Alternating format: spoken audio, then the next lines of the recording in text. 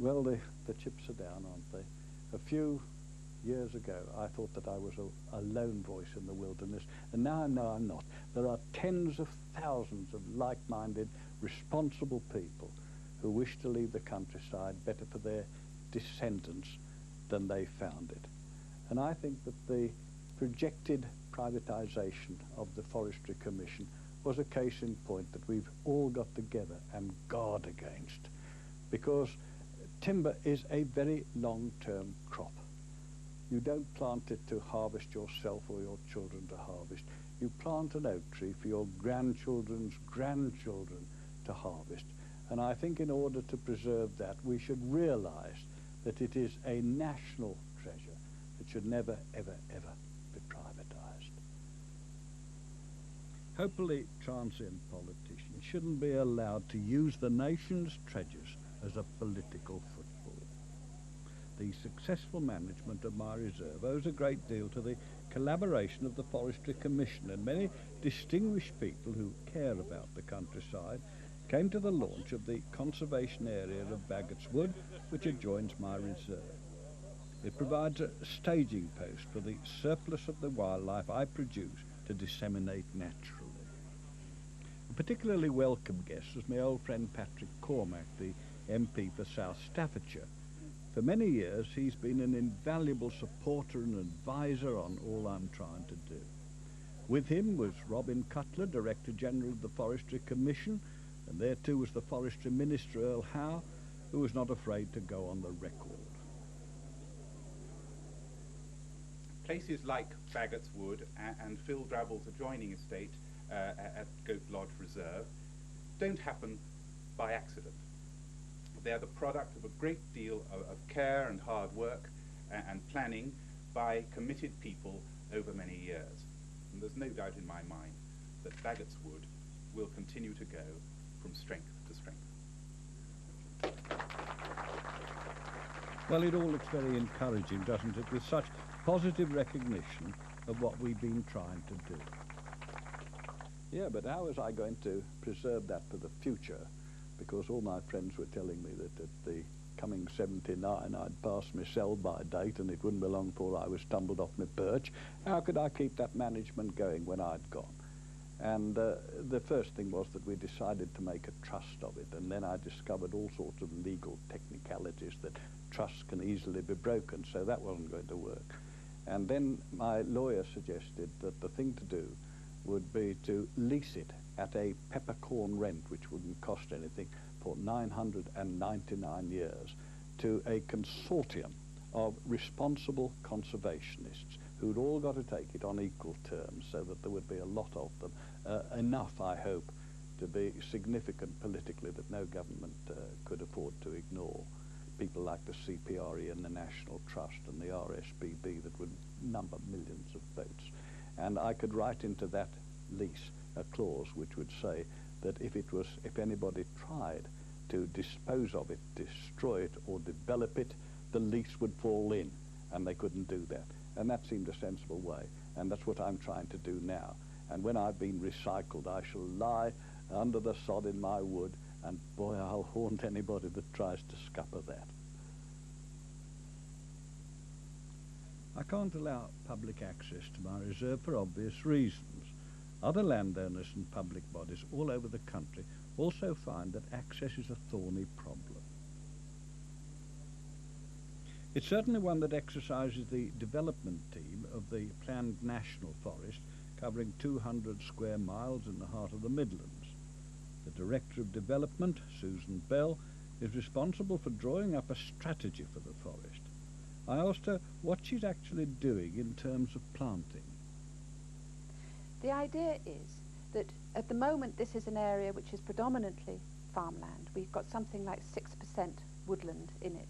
We want to plant this area to the tune of something more like 40%, which is almost half the area. So it'll be a woodland in the sense of the old-fashioned woodland. It'll be not wall-to-wall trees. What we've got to do is to persuade other people to do this planting, and that will include in the main the existing farmers and landowners, but some outsiders may well wish to take part, charitable planting, the Woodland Trust and so forth, All sorts of people are going to be involved in the creation of this. One of the things you would like to encourage them to do voluntarily is provide access, and I can quite see that a lot of people don't want to allow their land to be controlled by other people. I think access certainly is a fear amongst the landowners.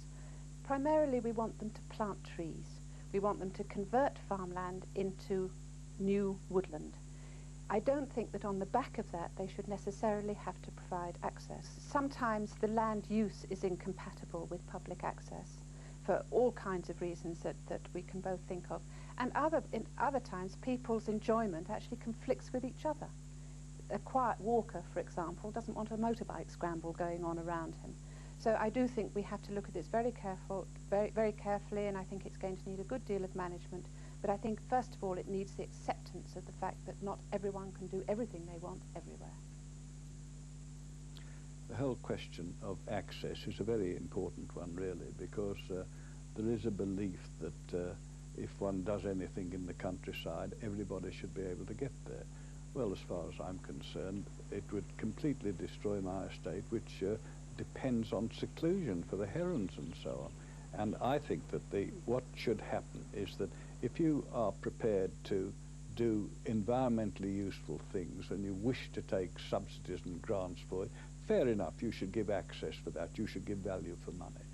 But if you're prepared to do what a great many people are and would be prepared to do, which is to do environmentally friendly things, and don't want anything for it at all, you just want to leave the rural heritage better than you found it, if you're prepared to do that for nothing at all, then I think it's quite unfair to twist people's arms on access, particularly where it is going to disrupt the sort of conditions that were there before.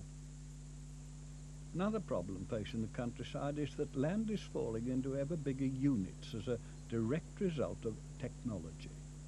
Small's no longer beautiful, and high-tech automation threatens to grind craftsmanship underfoot. So it's on small, labour-intensive businesses that don't ruin the environment that many of our hopes for the future must focus. Take Max Cooper, for example, who is a woodworker of consummate skill and artistry. In his display room, he showed me a magnificent clock which sells at about £8,500 and took 3 months to make. Not surprising, really, when you learn that there are 12 different woods involved, producing a whole range of colours. Max has a small but skilled staff, and in his rural Staffordshire workshop they restore furniture to the highest standards as well as making original pieces. On my visit, Max was working on a very unusual piece. This is what I call a collector's box. The originally intention for this was to test all my skills in the cabinet work as well as the marquetry. Really challenging yourself there. The marquetry, for instance, is very detailed. Some pieces are as small as 1 square millimetre. Are you making this to a special order? No, this is done on spec, and I find that once it's made, the effect of it does impress people. And it's the satisfaction that you're going to get from it that's really giving you the kicks, is it? It is, yes. Well, Max, this is the finished article. It's absolutely magnificent. Is it as good inside as it is on the outside?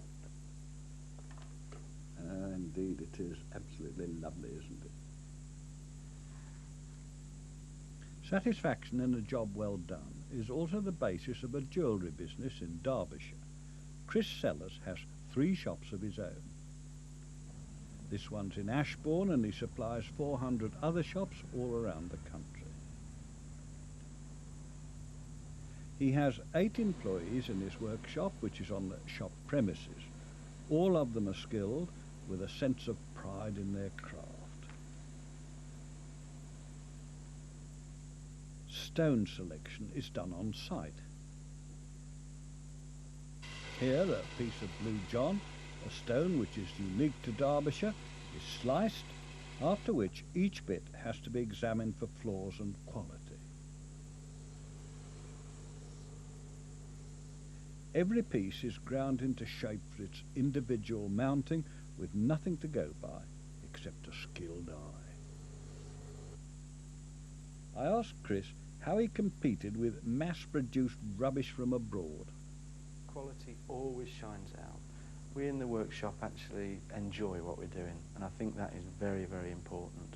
To get a job satisfaction, you spend an awful lot of time at work, and to get the pleasure out of what you are doing is absolutely marvellous. Skill and pride in the job, what better investment for the future could there possibly be? And when it comes to professional expertise, there's no one I know who can outshine my friend and colleague of over 30 years, Gerald Springthorpe. In earlier programmes, we've seen how he was a pioneer in improving the Forestry Commission's image. But Gerald has had to retire early through illness, so what happens to experts like him when they're pensioned off? Do they simply fade away? I went to see him in his home to find out. Well, Gerald, you know, old soldiers never die, and I reckon chaps like you that have spent a lifetime on wildlife, you get hooked on it. You've got an absolutely marvellous place here. It looks a pretty ambitious project to me. Well, yes, it is, and when one is preparing for retirement, well, I was looking around for a property like this as I could just try and improve upon it, and that's all I've done. Well, I do remember that before you came here, it was a pretty clapped-out old property. The cottage was absolutely clapped out. You had to re-roof it and do all sorts of things. There was no proper pool here. You've done such a lot. Can we go and have a look at some of the detail of it? Certainly. Well, Phil, as you know, a kingfisher is one of my favourite birds, and when I looked at the environment here behind us, I thought it was just the ideal spot to make an artificial nesting site for the kingfishers. So I got a spade and dug away the bank, and I did start and make 1 or 2 holes with an old borer, but I hadn't any need to do that because the 1st of March, first year after I'd done it, the kingfishers came and they made a fresh hole for themselves, and they've nested in there for the last 5 years. But I remember that when you came here, I thought the stream went here. There wasn't this pool here, was there? Well, that's right. I thought if you've got kingfishers, you've got to find facilities for them. So I dug this small pond here, and it's full of small fish, and I've put some perching sticks around it, as you can see, and it's made an ideal spot for them. You say you dug it. You look a pretty tough boy, but... I hired a JCB. How has it come that a horny-fisted son of the soil like you goes around hiring JCBs to make little pools?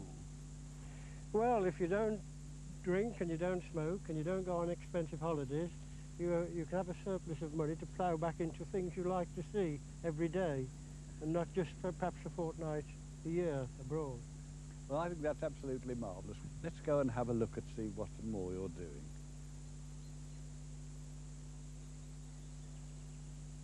Well, I'd like, Phil, just to point out to you here a nesting site I made, especially for a little grebe that was nesting on some old branches here. A dab chick? Yep.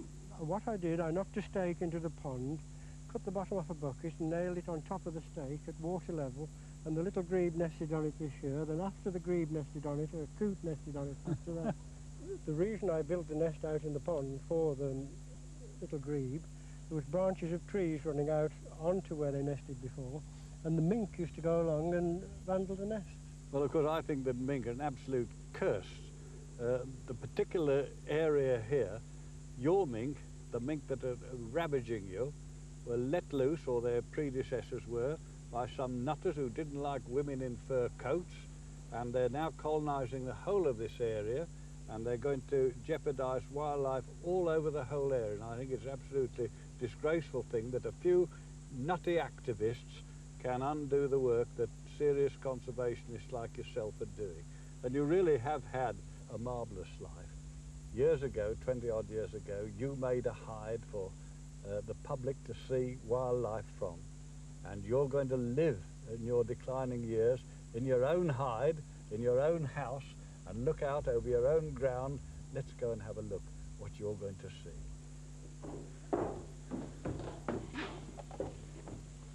Gerald, it's absolutely out of this world. What a marvellous, marvellous view, and all the fruit of your own labours. You know, you must be immensely proud and immensely happy to have done this, not just for yourself, but to be able to have done it for wildlife generally. Well, I do hope the wildlife get as much pleasure out of this pond here as I am having. Well, what an example for all of us. It's one that must be learned from and carried into the future. I've spent 30 years campaigning for my reserve to be the first link in a national chain of self-financing multi-use projects, so of course the future management is at the very top of my priorities. I think that the most important development to come out of the whole of my campaign was when I dedicated my site of special scientific interest, the Heronry and Daffodil Lawn. I dedicated it as an educational nature reserve for the children at the local village first school only. It's my intention that they'll grow up with a committed interest and love of the environment. Among the many things I've been able to show them was a broody bantam sitting on pheasant eggs. After putting down some corn, I lifted her up very gently so as to reveal the eggs that she'd been sitting on. Now those are pheasant eggs, you see. Can you all see them? Yeah. Now we put her down there. After putting the bantam out to feed on the corn, I gave the children a surprise, I think. And then the first thing that I do, I throw water on the eggs and on the nest. Now, does anybody know why I'd be likely to do that? Why should you throw water on? Well, I'll tell you why. Because if you look at wild birds come off the nest to feed first thing in the morning and last thing at night, and they go into the wet grass, and when they come back, they're all wet underneath, their tummies are wet, so that when they get on the eggs, they wet them like I'm wetting them there. And it's necessary to do that because the eggshells themselves are very brittle, and inside there's a leatherish sheath inside, and that would get awfully tough and they couldn't peck through it. So when you put water on, the water goes through the porous shell and it makes that softer. So that the next thing I explained that I'd give the eggs a really good soak in warm water, and though fresh eggs would sink, eggs about to hatch stay afloat. Not only that, they move. Because look how that one's going. He's going round like anything. And this. The kids were intrigued to discover that though a pheasant can take 15 days to lay a clutch of eggs like this, when the first chick inside an egg starts to chip, the others hear it, and they start to chip too, so that they all hatch out at about the same time. So we put the eggs back into the nest and shut the hens back into their coop. I explained to the kids that when the chicks had hatched, they'd grow up on my reserve where I could see them, and I would much rather watch wild pheasants than shoot them. The children were as pleased as I was when I told them that the work we do here had achieved some more very important recognition, which confirms that my voice is no longer a voice in the wilderness, but that my wilderness has been reprieved. Only 11 Centres of Excellence Awards have ever been given by the Forestry Authority, and the first ever shared award was given to me and to Chris Robinson of the Forest Enterprise, which manages Baggots Wood. It was awarded in my case as a private landowner creating woodland which is good for wildlife and managed in a controlled way with clear objectives, which is in collaboration with woodland which is owned by the state. As at the launch of Baggots Wood Conservation Project early in the year, we had a wonderful turnout for the awards presentation. My co-recipient, Chris Robinson, was there, of course. But the day would not have been complete without the kids from the Richard Clark First School, including, need I add, Giles and Becky Smart, whose letters asking to see my heronry had sparked off my idea of creating an educational nature reserve for their school in the first place. And so, by the drive that divides my heronry from Baggots Wood, the Centre of Excellence Awards were presented to Chris and me by the stars of the whole occasion, Giles and his little sister Becky. It was an imaginative gesture by the Forestry Commission. Well, you may remember that over the last couple of years I've been thinning the woodland across the paddock from the house, and last spring the ferns and bluebells and foxgloves had bloomed as a result of getting a lot more light and air. Since then we've done a lot more thinning at no cost to me, because the work has paid for itself with the firewood that's been taken out.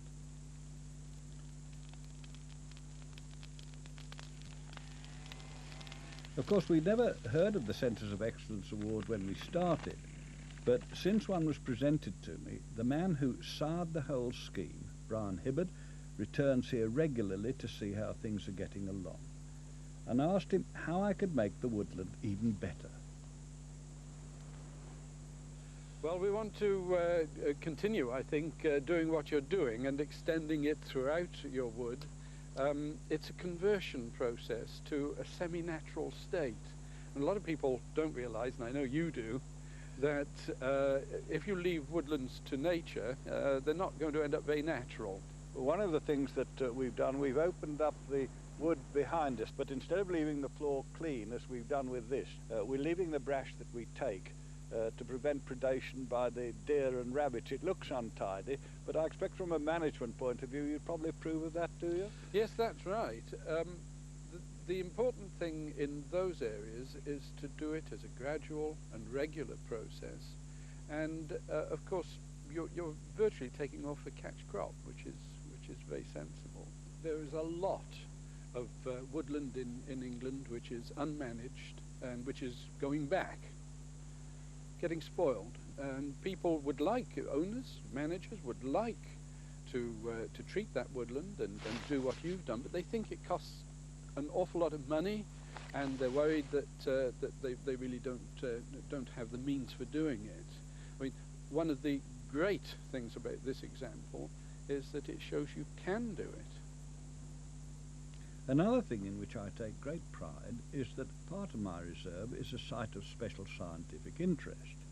It was scheduled as such with the support of English Nature's regional officer for this area, Dr. Peter Knights. What I wondered had been of particular interest to him.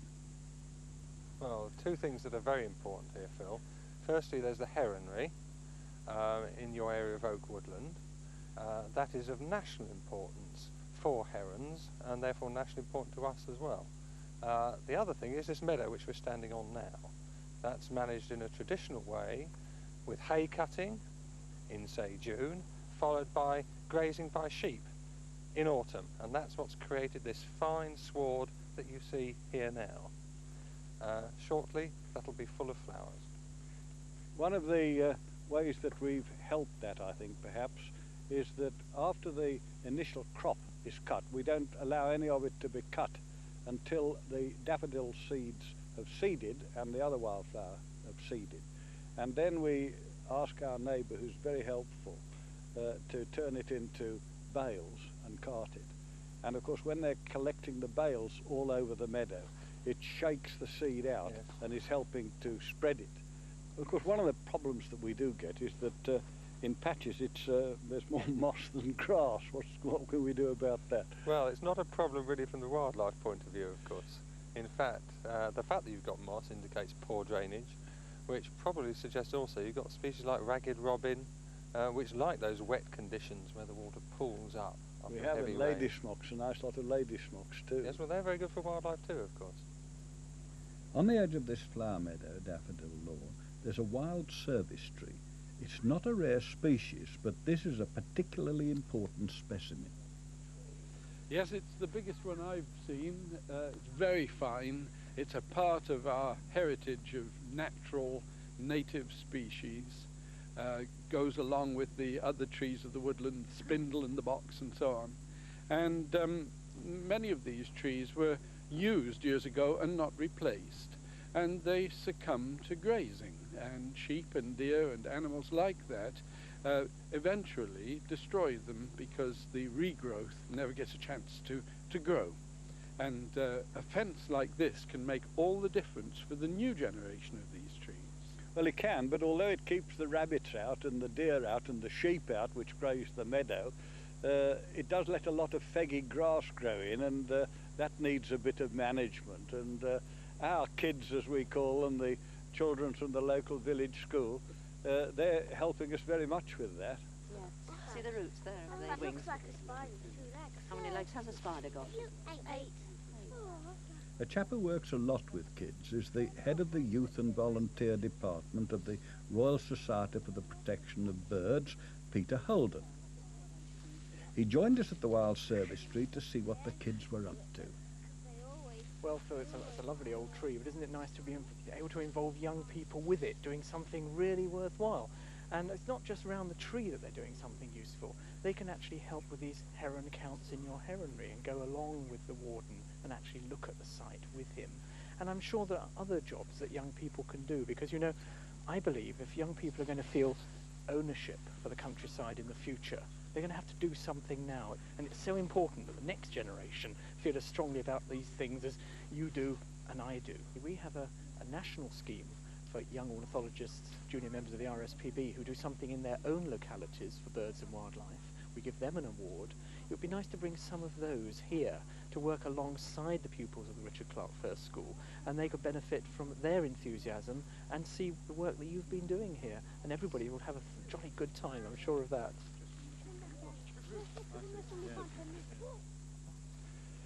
I'm getting an old man now, and I want to spend the rest of my days managing my reserve and trying to improve it still further, just as I've done for the last 30 years. It's been a marvellous time to do. And so when the children go into the wood to count the herons' nests in May this year, they're going to have a party of young ornithologists from the RSPB with them. And they're not going to be my guests, they're going to be guests from our kids at the local village school, because I think that that might fill an ambition of mine. It might make this reserve here the first link in a chain of national reserves which can be copied by anybody anywhere in the country with a big estate or a farm or just a large garden. It can be copied by anybody who wants to leave the countryside a bit better than they found.